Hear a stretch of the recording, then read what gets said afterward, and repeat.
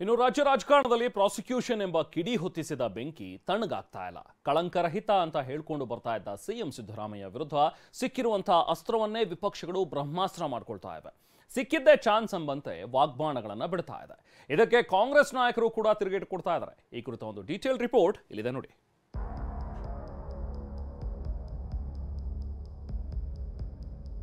ಅದೇನೋ ಚೆಕ್ಕಲ್ಲಿ ತಗೊಂಬಿಟ್ರಂತೆ, ನೀನ್ ಡೈರೆಕ್ಟ್ ಆಗಿ ಲ್ಯಾಂಡೇ ತಗೊಂಬಿಟ್ಟಲ್ಲ. He is being used as a political tool to destabilize. Prosecute ಮಾಡಬೇಕು ಕುಮಾರಸ್ವಾಮಿ ಅವರನ್ನ, ಇವತ್ತಿನವರಿಗೆ ಸ್ಯಾಂಕ್ಷನ್ ಕೊಟ್ಟಿಲ್ಲ. ಏಕಾಂಗಿಯಾಗಿ ಎದುರಿಸ್ತೀನಿ ಅಂತಕ್ಕಂಥ ಪದ ಬಳಸಿದ್ದೇನೆ ಸಿದ್ದರಾಮಯ್ಯನವರೇ.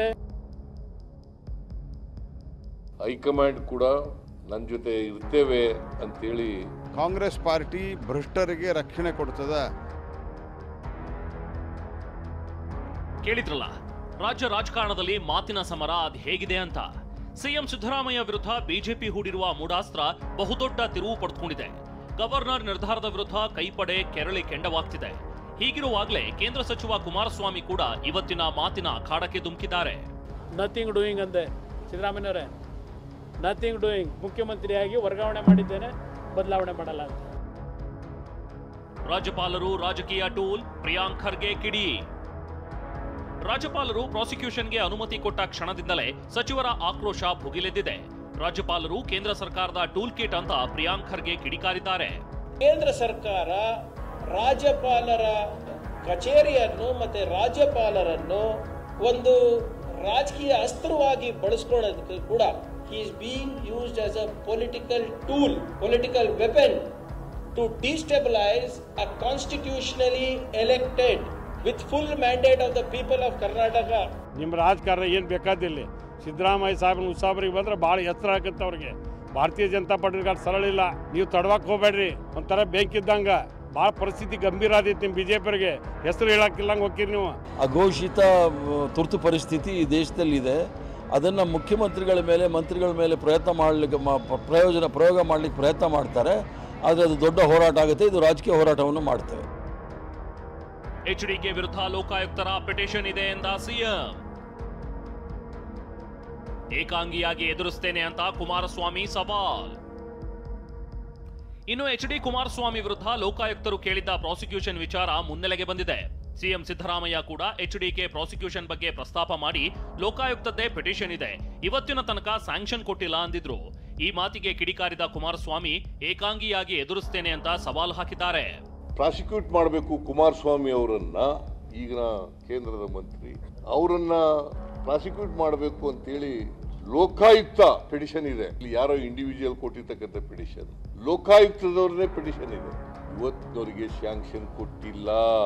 ನಥಿಂಗ್ ಡೂಯಿಂಗ್ ಅಂದೆ ಸಿದ್ದರಾಮಯ್ಯನವರೇ, ನಥಿಂಗ್ ಡೂಯಿಂಗ್. ಮುಖ್ಯಮಂತ್ರಿಯಾಗಿ ವರ್ಗಾವಣೆ ಮಾಡಿದ್ದೇನೆ, ಬದಲಾವಣೆ ಮಾಡಲ್ಲ ಅಂತ.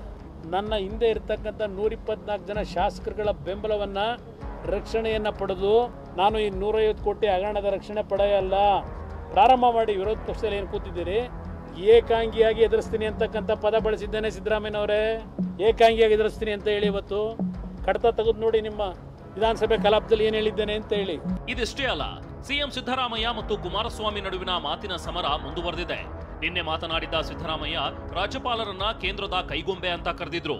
ಇದಕ್ಕೆ ಟಾಂಗ್ ಕೊಟ್ಟ ದಳಪತಿ ಕೇಂದ್ರವನ್ನ ಯಾಕೆ ದೂರುತ್ತೀರಿ ಅಂತ ಪ್ರಶ್ನೆ ಮಾಡಿದ್ದಾರೆ. Clearly shows that sanction given by the governor is totally unconstitutional and illegal, acted according to the direction of the government of India, and is a puppet in the hands of government of India.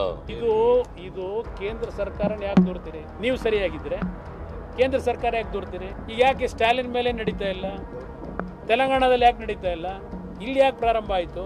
ನಾನು ಅವತ್ತೇ ಹೇಳಿದ್ದೇನೆ, ನಿಮ್ಮಲ್ಲೇ ಕೆಲವರು ಈ ವಿಷಯಗಳನ್ನ ಹೊರಗೆ ತಂದ್ಕೊಂಡು ಕೂತವ್ರೆ, ಇಳಿಸಬೇಕು ಅಂತ ಹೇಳಿ. ನಿಮ್ಮ ಕಿತ್ತಾಟದಲ್ಲಿ ಕೇಂದ್ರ ಸರ್ಕಾರ ಯಾಕೆ ತರ್ತಾರೆ ಮಧ್ಯಕ್ಕೆ? ನನಗೇನು ಬೇರೆ ಕೆಲಸ ಇಲ್ವಾ? ಕುಮಾರಸ್ವಾಮಿ ಯಾವಾಗ ಸಿದ್ದರಾಮಯ್ಯ ವಿರುದ್ಧ ದಾಳಿ ಶುರು ಮಾಡಿದ್ರು, ಸಿಎಂ ಆಪ್ತ ವಲಯದಲ್ಲಿದ್ದ ನಾಯಕರು ಅಲರ್ಟ್ ಆಗಿದ್ದಾರೆ. ಸಿಎಂ ಇಬ್ರಾಹಿಂ ಕುಮಾರಸ್ವಾಮಿ ವಿರುದ್ಧ ಬೆಂಕಿ ಉಗುಳಿದ್ರು. ಶಾಸಕ ನರೇಂದ್ರ ಸ್ವಾಮಿ ಅಂತೂ ಏಕವಚನದಲ್ಲಿ ವಾಗ್ದಾಳಿ ಮಾಡಿದ್ದಾರೆ.